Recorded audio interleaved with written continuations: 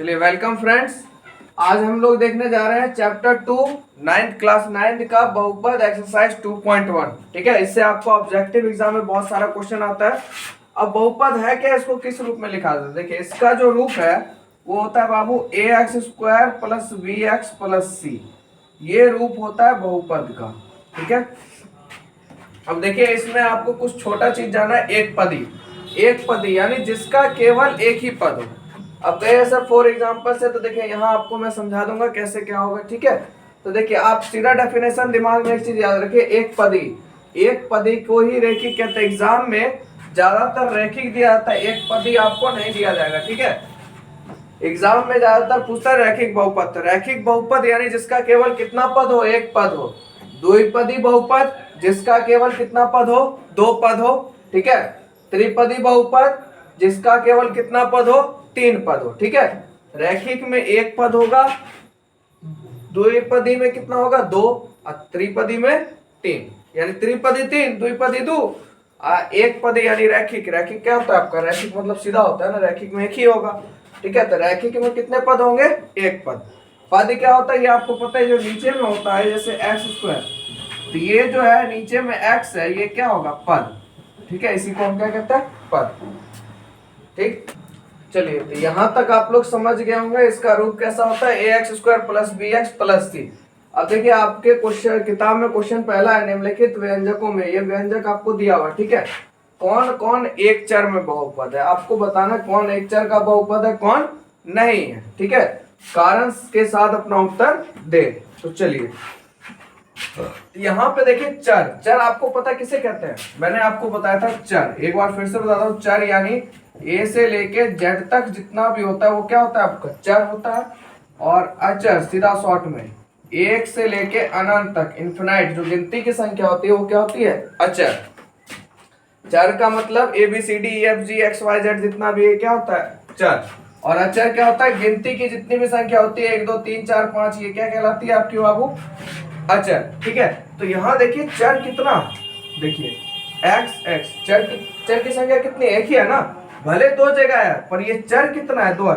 अगर यहाँ y होता तो चर कितने हो जाते? दो हो जाते। क्यों? चर की संख्या से हमको मतलब चर यहाँ क्या हुआ है? चर यहाँ कितना है बाबू? एक ही आया ना, तो क्या हो जाएगा? एक हो जाएगा। ठीक है, तो यहाँ कितने चर में है बाबू? एक चर।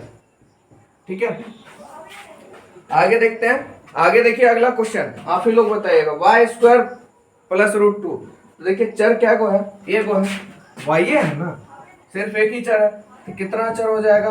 एक चर। चर ये आपका चर है, चर कितना है? एक है। आगे देखिए 3√2। ठीक है, तो देखिए कभी भी चर का वैल्यू, ये नोटिस पॉइंट नोट कर लीजिए, कभी भी चर का वैल्यू अगर रूट में आ जाए, चर कभी भी रूट में आ जाए तो बहुपद नहीं होगा। देखिए XYZ या कोई भी हो, ए से लेके जेड तक कोई भी हो, अगर रूट में आ गया तो बहुपद नहीं होगा। ठीक है, ठीक है, मैंने आपको बोला रूट में कोई भी आ जाए चर का वैल्यू तो वो क्या होगा? बहुपद नहीं होगा। ठीक है, तो इसमें क्या लिख देंगे? बहुपद नहीं है। ठीक है, चलिए आइए y प्लस 2/y, और देखिए कभी भी अगर बटे में चर आ जाए, दो कॉन्सेप्ट याद रखिएगा, ये मैं यहाँ पे लिख देता हूँ, रूट में चर और 1/चर, तो बहुपद, सीधा ट्रिक याद रखिए, बहुपद नहीं होगा। यानी अगर रूट में चर आ जाए या 1/चर आ जाए तो बहुपद नहीं होगा। देखिए यहाँ पे y तो ठीक है, ये ठीक है, ये बहुपद है, पर यहाँ 2 क्या हो गया? y आ गया, यानी बटे में चर आ गया, तो इसका मतलब ये बहुपद नहीं होगा आपका, बहुपद नहीं है। ठीक है कोई दिक्कत नहीं। अब देखिए यहाँ पे x y और t है, XYT बहुपद है क्योंकि एक लेयर सीरीज में जा रहा है। ठीक है, तो कितने बहुपद में? ये तीन पद है। कितने पद है? तीन, क्योंकि x y और t एक चर में तो है, पर यहाँ देखिए कितने पद में है? तीन पद में। ठीक है, कितने चर है यहाँ? तीन चर। यहाँ पे चर की संख्या कितनी थी? एक ही थी, पर यहाँ देखिए एक x है, एक y है और एक t है, तो कितने चर है? तीन चर। कोई दिक्कत यहाँ तक? आराम से आप समझ गए। इस ट्रिक को याद रखिएगा। रूट में चल, मैं बार बार कर रहा हूँ, बट्टे में चल होगा तो बहुपद नहीं होगा। ये आपको मैट्रिक में भी काम देगा, 9th के एग्जाम में भी काम देगा। ठीक है, आगे देखिए दूसरा नंबर, निम्नलिखित में से प्रत्येक में एक्स स्क्वायर का गुणनांक, मेन ध्यान समझिए, एक्स स्क्वायर का गुणनांक लिखिए। एक नंबर आपके एग्जाम में पूछता है इससे। ठीक है, अब एक्स स्क्वायर का गुणनांक क्या है ये देखिए, यहाँ पे एक्स स्क्वायर है बाबू, यहाँ पे एक्स स्क्वायर है, ध्यान समझिएगा इसको। अगर हम लिखते हैं 2x स्क्वायर, समझिएगा इस चीज को, तो एक्स स्क्वायर जो है वो किससे गुना है? 2 से गुना है, क्योंकि 2 गुना एक्स स्क्वायर तब ना 2x स्क्वायर हुआ जी। अगर मान लो 2 नहीं है, ठीक है, तो एक्स स्क्वायर जो है सीधा एक्स स्क्वायर अगर हम ले लेते हैं किससे गुणनांक होगा? 1 से होगा, क्योंकि 1 गुने एक्स स्क्वायर यानी एक्स स्क्वायर है ना होगा जी। तो यहाँ पे देखिए एक्स स्क्वायर का गुणनांक क्या होगा? 1, और आगे देखिए प्लस है कि माइनस? प्लस है तो प्लस है। फिर देखिए एक्स स्क्वायर का गुणनांक क्या होगा? 1, क्योंकि एक्स स्क्वायर सिर्फ एक ही से गुना होगा खुद से, और आगे में क्या माइनस, तो ये क्या हो जाएगा? -1। आगे देखिए एक्स स्क्वायर किससे गुणनांक है? पाई से, है ना। एक्स स्क्वायर का किससे गुना हो रहा है? पाई से हो रहा है, 1 से तो हो रहा है, पाई 1 कम पाई। अब यहाँ एक्स स्क्वायर का गुणनांक पूछा तो कितने बच्चे क्या कहेंगे? 2√2 देंगे। यहाँ पहली बात एक्स स्क्वायर है बाबू? नहीं है, तो सीधा इसका आंसर क्या हो जाएगा? 0। ठीक है, क्योंकि आपसे क्वेश्चन ने पूछा है एक्स स्क्वायर का गुणनांक, यहाँ पे एक्स स्क्वायर नहीं है, तो सीधा आंसर क्या हो जाएगा? 0। चलिए, अगर आपको वीडियो अच्छा लग रहा है तो प्लीज लाइक कर दिया कीजिए, कंजूसी नहीं कीजिए, और दोस्तों में जरूर शेयर कीजिए ताकि 9th का पढ़ाई लोग का अच्छा करे। ठीक है, तीसरा क्वेश्चन आपका, निम्नलिखित बहुपदों में से, निम्नलिखित बहुपद जो आपको दिया है, प्रत्येक बहुपद की घात लिखना है। आपको इसकी क्या लिखना है? घात लिखना है। मैंने शुरुआत में ही आपको बताया था, पद होता है नीचे, घात होता है बाबू ऊपर। ठीक है, तो आपको क्या लिखना है? इसकी घात लिखना है। तो आइए घात देखते हैं। देखिए इसमें हाईएस्ट घात कितनी है? ऊपर में 3 है, तो इसका आंसर क्या हो जाएगा? 3। इसमें देखिए पावर कितना है? 2 हो गया। और एक चीज जान लीजिए कि जैसे मान लीजिए 2x है, तो इस x के ऊपर पावर 1 होता है, ये ध्यान रखा कीजिए। यानी x अकेला है, अकेला यानी सिंगल 1 होगा ना।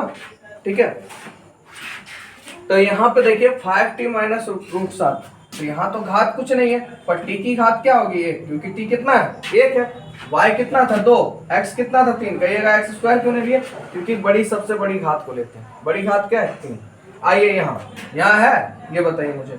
बहुपद चर ही नहीं है यहाँ पे, और कोई घात है नहीं है, ये क्या है? अचर है। इसका वैल्यू क्या हो जाएगा बाबू? 0 हो जाएगा। बात समझ में आया आपको? अगर कोई दिक्कत है तो कमेंट में पूछ सकते हैं। ठीक है, अब अगला क्वेश्चन देख लेते हैं हम लोग। 4 नंबर 2.1 आपका आज खत्म हो गया। छोटा सा टॉपिक था, कहता है निम्नलिखित, और दूसरे चैप्टर का जो है ना तैयारी अच्छे से कीजिए, क्योंकि ऑब्जेक्टिव इससे आपका बहुत ज्यादा पूछता है। और देखिए दूसरा चैप्टर आपके लिए इसलिए इंपॉर्टेंट है, 9th क्लास का पहला और दूसरा चैप्टर, क्योंकि इससे आपके मैट्रिक में भी क्वेश्चन बहुत पूछे जाते हैं, खासकर एक बहुपद लेके। ठीक है, ये आपको सेम चीज मिलेगा देखने के लिए मैट्रिक में। निम्नलिखित बहुपदों में कौन कौन रैखिक, मैंने आपको बताया था रैखिक यानी कितना पद? 1 पद। देखिए द्विघाती और त्रिघाती, यानी घात देखना, पद नहीं देखना, सॉरी।